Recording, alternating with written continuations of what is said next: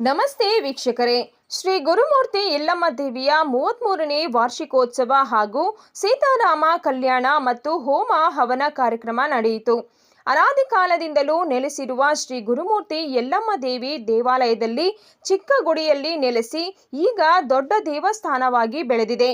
ಇಲ್ಲಿ ಬರುವ ಭಕ್ತರು ತಮ್ಮ ಇಷ್ಟಾರ್ಥ ಹರಿಕೆ ಮಾಡಿಕೊಂಡರೆ ಅವರ ಕಷ್ಟಗಳು ಪರಿಹಾರವಾಗುತ್ತದೆ ಎಂದು ಹಲವಾರು ಭಕ್ತರು ತಿಳಿಸಿದ್ದಾರೆ.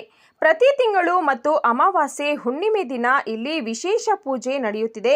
ದೇವಾಲಯಕ್ಕೆ ಬರುವ ಭಕ್ತಾದಿಗಳಿಗೆ ಅನ್ನದಾಸೋಹ ನಡೆಯುತ್ತದೆ. ತಿರುಮೇನಹಳ್ಳಿ ಗ್ರಾಮದಲ್ಲಿ ನೆಲೆಸಿರುವ ಶ್ರೀ ಗುರುಮೂರ್ತಿ ಯಲ್ಲಮ್ಮ ದೇವಿ ದರ್ಶನಕ್ಕೆ ಹಲವಾರು ಭಾಗಗಳಿಂದ ಬಂದು ದೇವಿಯ ಕೃಪೆಗೆ ಪಾತ್ರರಾದರು.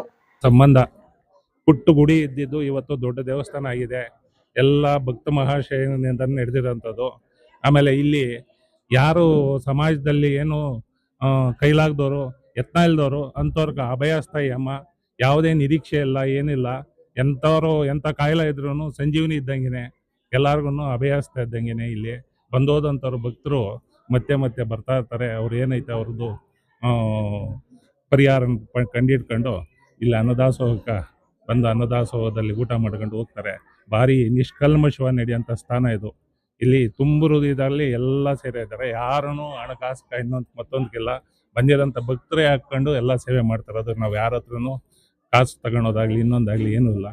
ಪ್ರತಿನಿತ್ಯನೂ ಇಲ್ಲಿ ಅನ್ನದಾಸೋಹ ನಡೆಸೋಂಥ ಶಕ್ತಿ ಐತೆ. ಆದರೆ ಮಂಗಳವಾರ, ಶುಕ್ರವಾರ, ಹುಣ್ಣಿಮೆ ದಿವಸ ವಿಶೇಷವಾಗಿ ಪೂಜೆ ನಡೀತೈತೆ. ಅವತ್ತು ಒಂದು 250-300 ಜನ ಊಟ ಮಾಡ್ತಾರೆ.